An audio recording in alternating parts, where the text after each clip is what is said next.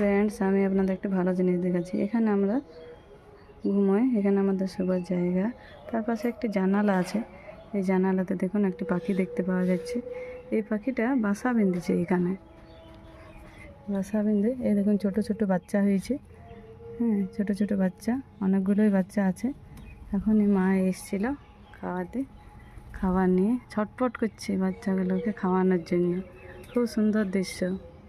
আমি আছি তাই আসতে পারছে না। এই কাঁঠাল গাছটাতেই উড়ে উড়ে বারবার বসছে।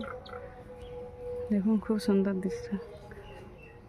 এই ঝড় জলের আবহাওয়াতে ভালোই হলো। এখানে কি সুন্দর বাসা বেঁধেছে। বাচ্চাগুলো মানুষ হয়ে যাবে, জল ঝড়ে গাছ থেকে পড়ে যাবে না, মানুষ হয়ে আবার আকাশে উড়ে যাবে।